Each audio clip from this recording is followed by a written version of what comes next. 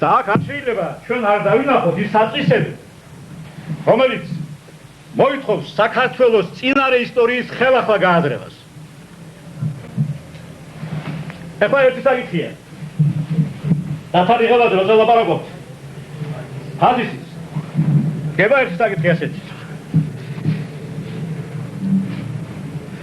როდის გაჩნდა პირველად მსოფლიო ისტორიაში წყაროები, რომლებიც ასახელებენ ფაზის, კოლხეთს, კულხას, კილხას და ასე შემდეგ. ჩვენ ხელთ არსებული მასალების მიხედვით ფაქტობრივად არსებობს 32 წლის წინანდელი ტიგლატ-პილესერ პირველის წარწერა, ასირიული წარწერა, სადაც ნახსენებია კილხა, წერია კილხა, ის მაგრამ რომ ეწეროს კოლხა, რატო წერია კილხა? წერია იმიტომ რომ ასირიულ ენას ჰქონდა ეს ნაკლი. მას არ შეეძლო ოს გადმოცემა. ისე როგორც ურარტულ ენას არ შეეძლო ოს გადმოცემა და წერდა კულხას.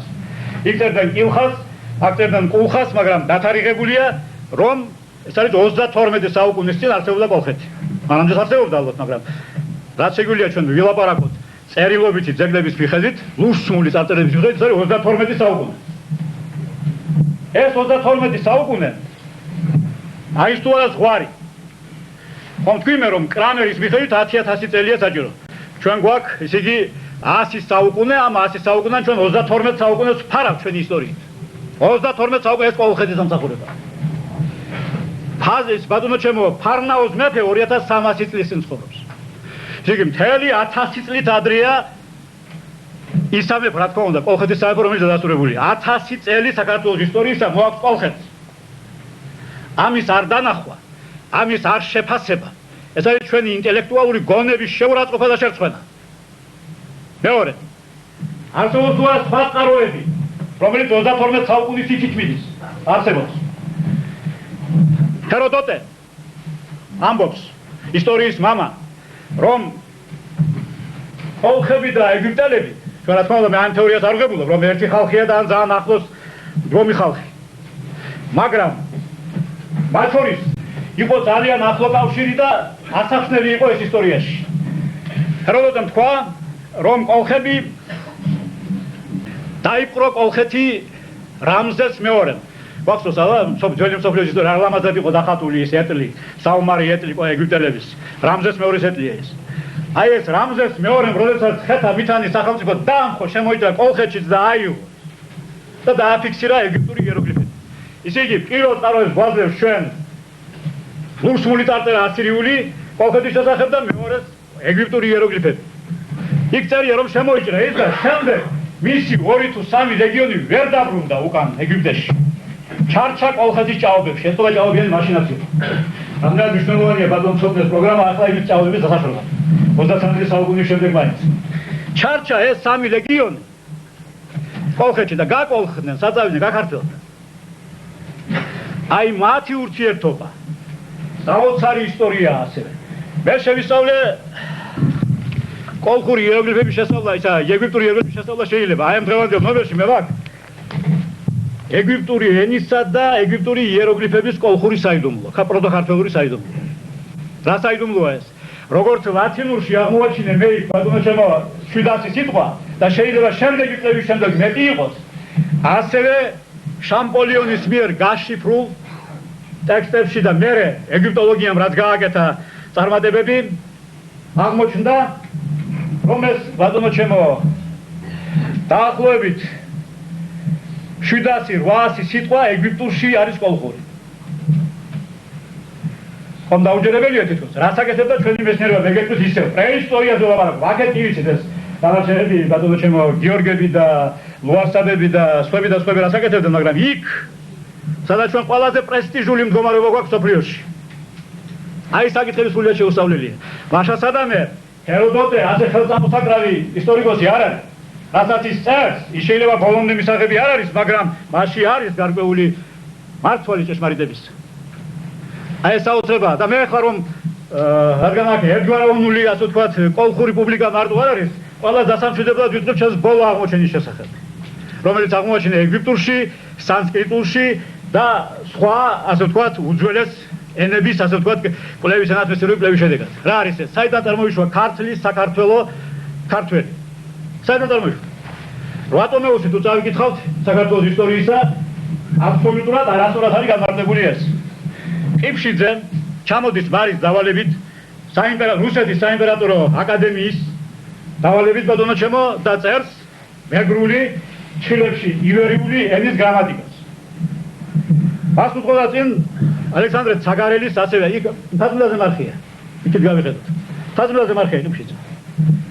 აბა არავის ასე ვთქვათ არ დაუწყია მის ნამდვილ ბრძოლა იმის გამო რომ მეგრული ივერიული ენის გრამატიკა დაწერა. ორტომეული უძღოდა წინ ალექსანდრე ბატონო ჩემო ცაგარელს. მეგრული ეთიკუზე. რა ხდება? აი ამ სფეროში საგარელმა და ყიფშიძემ მოახდინეს აი ამ სიტყვის ინტერპრეტაცია პირველი ამ 3300 წლის მანძილზე, რაც საქართველოს არსებობს. და ეს იყო აგერ მე-19 საუკუნის ბოლოსა და მე-20 საუკუნის დასაწყისში. რა გააკეთეს? ყიფშიძემ წალენჯიხელი წყემსისგან ჩაიწერა მისთვის მეტად უცნაური სიტყვა ქართა და გაუკვირდა საიდან მოვიდა ეს სიტყვა. რა არისო კითხა მას? მან უთხრა რომ ქართა ბატონო ეს არის გურიაშიც არის ეს სიტყვა სხვა შორის და იმერეთშიც. ქართა არის შემოღობილიო უთხრა, აი წყემსი რომ შემოღობავს სადღაც საძოვარზე დიდ იმას ბატონო ჩემო საქონლის სადგომს, წყემსების სადგომს, აი მას ვეძახით ქართასო. ამა შემოხართულია ნოდარ-დონბაზესაც აქვს თავის რომანებში ეს სიტყვა ნახმარი. იმერეთშიც გამიგონია ეს სიტყვა. რა არის ეს ქართა? ეს ქართა არის დედა სიტყვა ქართველის, ქართლისა და საქართველოს. სწორია, მაგრამ მე ეს დამხვდა მეცნიერებაში. მე რა გავაკეთე? საჭირო იყო გაგება, იმიტომ რომ ჩემთვის მიუღებელი იყო ის ინტერპრეტაცია, რაც მისცეს მარმა, ყიფშიძემ და სხვებმა ბატონო ჩემო ამ სიტყვას. ქართა აღმოჩნდა იმ გლეხის დონეზე, განმარტებული და შემდეგ მეცნიერული კვლევის საგანი არ ყოფილა ეს სიტყვა. ხოლო იმ გლეხის დონეზე ეს ნიშნავდა, ეს ქართა ნიშნავდა ამ შემოღებელს. და მასდამე საქართველოს, ქართველის და ქართლის სახელდება უკავშირდებოდა ბოსელს, ვაკს, ჭვირას და ასე შემდეგ. ეს არ მოწყობდა. ამიტომ დავიწყე ამ სიტყვის შესწავლა ფუნდამენტურად თანამედროვე ენათმეცნიერების მიღწევების დონეზე. რა აღმოჩნდა? ამას აქვს 12-მდე სხვადასხვა მნიშვნელობა ამ სიტყვა ქართას. და მათ შორის ქართა არის მთვარის გვირგვინი. ქართა არის ემბაზი, რაც იმას აქვს ბატონო ჩემო, იმას რელიგიაში. აი ეს არის ბატონო ჩემო. ქართა არის ასევე მზის წრე. აი აქედან დავიწყე მე და მივედი იქამდე რომ ქართლა, ქართველი და საქართველო წარმოშობილია მთვარის ღვთაების კულტისაგან და არა ამ ბოსლის მტვირესგან. ეხლა რა მოხდა? ქართი ისე რას ნიშნავს ეს? ისე აი ამ ჩემი გამოკვლევის შემდეგ დადგინდა რა არის ეს ქართი. ქართი არის მთვარის გვირგვინი, მთვარის ქალაქს ნიშნავს ქართი. თბილისი. იმათ სახელდები. აქაური აღმოსავლური სახელდებით ეს ნიშნავს თბილ ადგილს და უკავშირებენ აი ამ ბატონო ჩემო ვახტანგ გორგასლის ასე ვთქვათ ნადირობას. მაგრამ ეს ხოხობს ქლორიქვიას ყველას. ისე იგი აი ეს არის უმთავრესი, ეს არის უძველესი, ესე იგი მონაცემები კოპტური ენის, ეგვიპტური ენის, სანსკრიტული ენის და კოლხური ენის.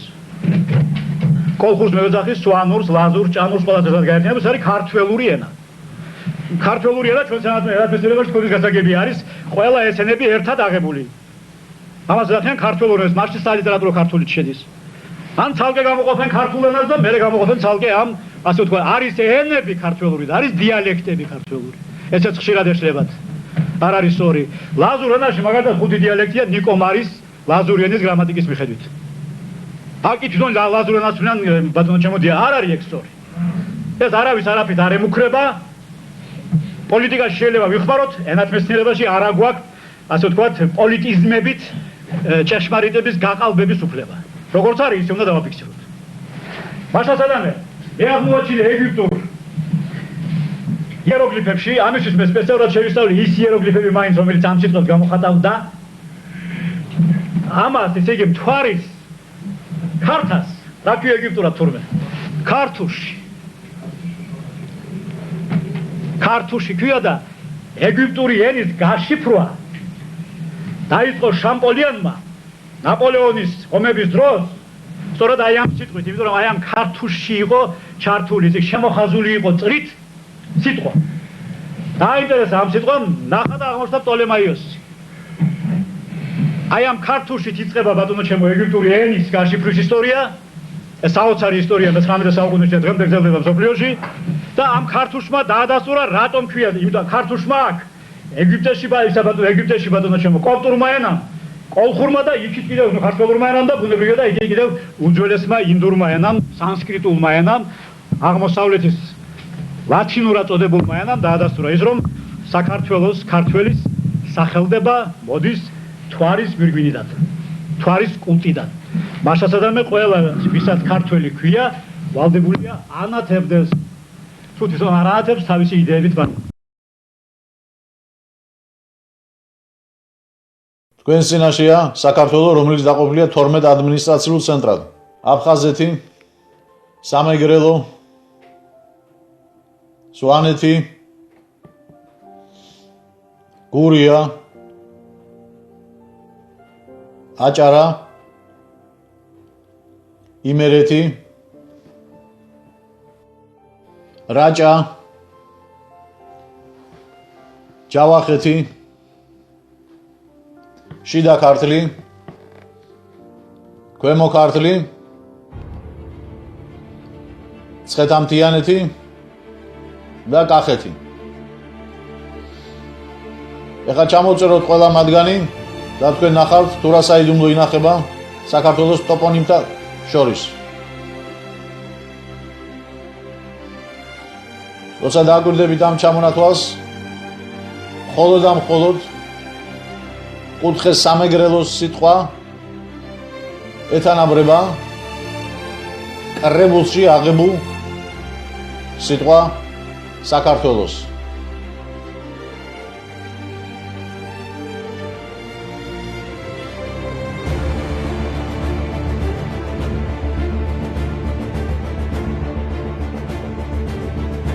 როცა მჭირია სიტყვის ინფორმაციის გაგება, უნდა მოძებნოს სიტყვის ძირი.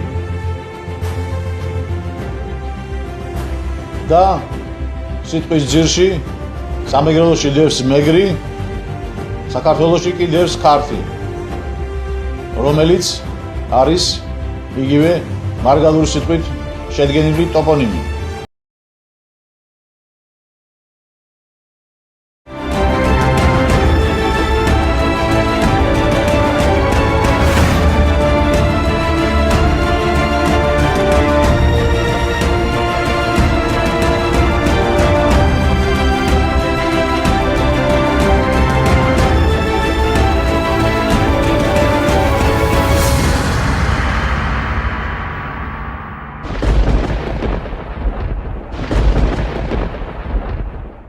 ჩვენი ყველა უბედურების სათავე ისტორიის უცოდინარობა რომაა, ეს არ ახალია მეგობრებო. მაგრამ სანამდე ვიყოთ ასე ქართველნო, როდემდე არ უნდა ესმოდეს ქართული თუ რას ნიშნავს თავისი სამშობლოს ამსახველი ელემენტარული ლონგავსა საქართველო. ქართულ ანდაზაში ნათქვამია თევზი თავიდან არსო. ხოდა დავაბრუნოთ გადაკეთებული ტოპონიმი ქართი თავის ადგილას და მაშინ მაინც ახსნადი გახდება ჩვენი ქვეყნის სახელწოდება. რას ნიშნავს სიტყვის ძირში მდებარე სიტყვა ქართი და რატომ უნდა იყოს ქართი საქართველოს დედაქალაქი? ეს ტოპონიმი, რომელიც შეთხზულია ზღაპრის დონეზე და რომლის შემდეგაც დაიწყო ჩვენი ისტორიული აღრევა და მომავალში რომელიც დასაბრუნებელია თავის ადგილას, შეცვლის ქართველის მენტალობას. ყველას უკვე ალბათ თუ სიტყვა ტოპონიმში საქართველო რატო ზის ასვ, ვინაიდან ეს არის მესიაკონთა მოგონილი, რადგან ასახულიყო ის შიფრ-კოდი, რომელიც მოგცემდა ჩვენ მისტიკურ ნიშანს და ამ შემთხვევაში კი საქართველო უდრის 113-ს. ამ კოდის მნიშვნელობა ჩვენ ნახავთ შემდეგში, ხოლო განვიხილოთ კი ახლა დედანი, ანუ ორიგინალი სიტყვა, რომელიც ნამდვილში არის საქართველო, რომელიც მარგალურად ქართი ნიშნავს თბილის და რომლისაგან დაარსა შემდეგ მთლიანად სახელმწიფოს სახელწოდება. სიტყვა საქართველოს შიფრ-კოდი ჩვენ ვაძლევს თქვენთვის უკვე კარგად ცნობილ შიფრ-კოდს 117, რაც ჯამში 9 არის. ხოლო ქართა კი არის 711. ქართა კი მარგალურად ნიშნავს შემორაგულს, დაცულს, შარავანდებს, შეერთების, გაერთიანების ადგილს, ქვეყანას და არა მარტო ქვეყანას, არამედ ქვეყანას ერთადერთს. აი ბატონებო, რამხელა ინფორმაციას იძლება ლაზარეს ენა, ანუ ქრისტეს ენა, ანუ დღევანდელი ენით რო ვთქვათ, მარგალური ენა.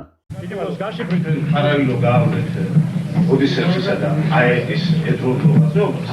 ამას ყველაფერს ასაბუთებს ასეთი ფაქტიც. ცნობილია, რომ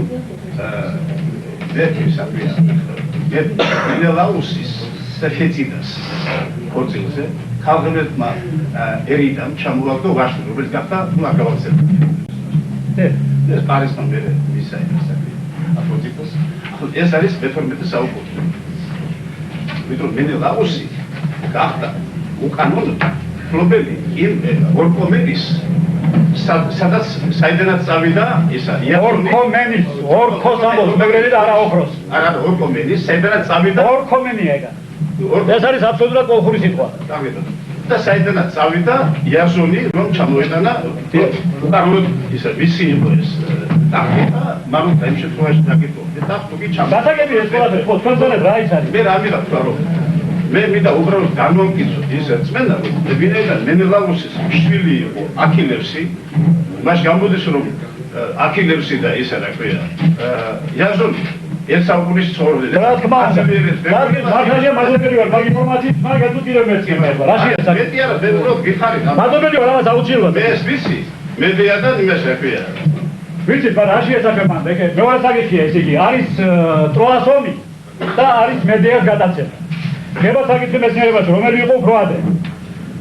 და ისევ ჰეროდოტე გვიხსნის ამას. იმიტომ რომ ტროას ომი იყო უფრო გვიან, რადგანაც ელენე მოტაცებულია მედიაში გვიან და ესენი პასუხობენ ტროელები, თქვენ ხომ მოიტაცეთ კოლხეთის მეფის ასულიო, მაგრამ ვინ გაგებიათ პასუხი? აგეთო პასუხიო. აი ჩვენ მოგტაცეთ ახლა ელენე და წამოვიყვანეთ და არც ვარგეთ პასუხი. ზუსტად ვიცი დაზუსტებული როდის არის ეს. ეს არის ერთი თაობით წინ ვიდრე აიეტი იყო. პარიზი. შვილი ამის და ეს ერთი თურმე მოგიყვანა მაგარი. კი, ისტორია და მართალია და მე. კი, ისტორია. მე მქონი ხას ვიჭერდა, მე არ დაგიჭერთ ხას. ძანეთ. აი რა არგუმენტებით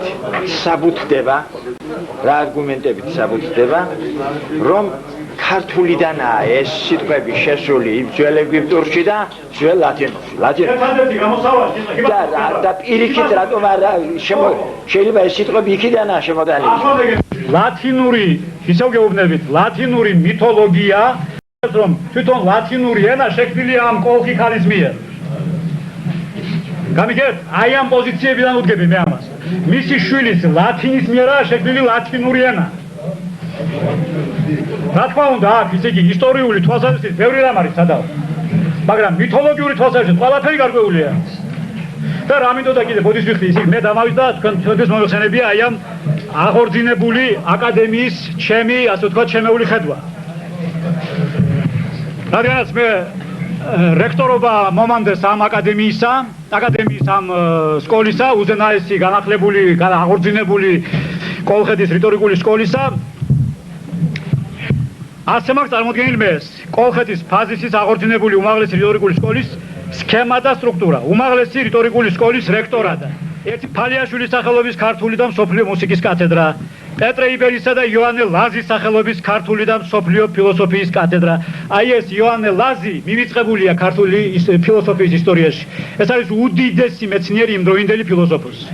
და პეტრე იბერის ის ტრაქტატები, ბატონო ჩემო, ჯერ იბადებოდა იოანე ლაზის თავში და მე რეფორმდებოდა მისი ტრაქტატის მიხედვით. მე მაქვს ამაზე გამოქვეყნებული 4 ნომერში გამოქვეყნდა სვაბოდნაი გრუზიაში, თუ იმას აინტერესებს შეუძლია. და ჩვენ უნდა მოვახცინოთ ამისი რეაბილიტირება, თუნდაც ამ ბატონო ჩემო 1700 წლის შემდეგ აი ამ დიდი მეცნიერისა და დიდი პედაგოგის იმავე დროს. ეს არის აღგრძელი პეტრე იბერის. და დააგვირდით კიდე ერთ ამბავს.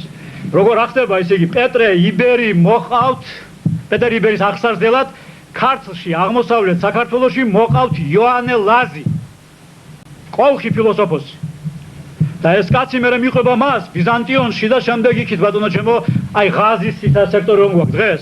აი მოღვაწეობდნენ პეტრე იბერი და იოანე ლაზი. ეს არის უდიდესი მეცნიერი და პედაგოგი და რატომღაც მიშვალულია. აკადემიამ ესეც უნდა გააკეთოს. უნდა წარმოაჩინოს ეს უდიდესი. რატო არ გვინდა ჩვენ მე-5 საუკუნეში ყავდეს არა ორი დიდი ფილოსოფოსი. რატომ მარტო ერთი რატომ უნდა ყავდეს? ვიღაცას არ უნდა, იმიტომ რომ არ არის საქართველოს ქართული ფილოსოფიის ისტორიაში მოხსენებულია იბერი, ხოლო პეტრე ნუ ეს ევნუხია, ეს საჭურისია, ეს რაღაცა და ხონიგმანმა როცა იკლია ეს პრობლემები, მაგან ყველაფერს დაუსვა სწორი აქცენტი, იმიტომ რომ ხონიგმანის სულერთი იყო იბერის და ლაზის. მას უნდა ეძია ვინ რა გააკეთა პრაქტიკულად. და ვიღაცას სხვას კიდე რაღაცა გაურბის კალამი განზე, რომ იბერს კარგად წერს და ის ლაზი არ ეწერება მის ხელს და რაც იზანახ.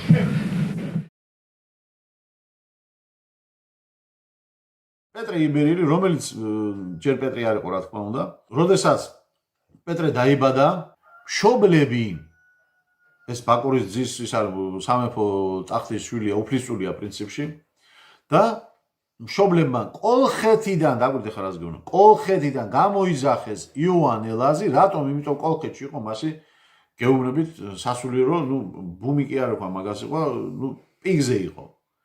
იქ იყო ბუდე. გამიგეთ? ღვთისმეტყველთა, ნუ მით უმეტეს 60 ქულო ეკლესია, ესა რა ქვია, ავტოკეფალია იქ იყო და აქეთ არ იყო იმ დროს და მერე გადმოიტანეს აქეთ აღმოსავლეთში ავტოკეფალია, გადმოიტანეს კი არა, ეს გაანადგურეს და მერე 60 ქულოს წაარქვეს 60 ქულოს სტატუსი და თვითონ მიითვისეს აღმოსავლეთ ძმებმა, ნუ ასე ხდებოდა პრინციპში ყოველთვის ტახტის გულიზა და ქვეყნის მეფობა ვისაც უნდა ყოველთვის ერთმანეთს კლავდით, ნუ ახლა პრინციპში არ მინდოდა ამის თქმა, მაგრამ მე იმ სტილით კი არ გეუბნებოდი, როგორც შევარნაძემ უთხრა ხალხს, იმიტომ თავისი მამაძაღლობა და სისხლძვრა გაეправებინა. არა, მაგრამ ეს ისტორიული ის არის და რა ვთქვა, საშვილი არ არის, ხო? წაართვეს კოლხეთს მაშინ 60 ქულო ის რა ქვია, მთელი ცენტრი პატრიარქებიანად ყველაფრიანად ავტოკეფალია და გადმოიტანეს აღმოსავლეთში და დღეს მოციქულთა სწორი საგვარქვია ავტოკეფალია და არა 60 ქულო. ახლა სახელს თუ მიაწერ და თუ მიიწერს ხისას ეს სხვა ამბავია, ხო, პრინციპში. ნუ ერთი კი ვართ, მაგრამ აი ესეთი მამაძაღლობები ხდებოდა. ხო, ესე იგი გამოუძახეს ვინმე იოანე ლაზი, რომელიც იყო დიდადი პიროვნება და ასაკითაც უფრო მაღალი, ნუ შესაბამისობად გეტყვი ახლა სადღაც 30 წლის და 12 წლის ბავშვი რო არის, იმის ახსაზდა და დაუძახეს.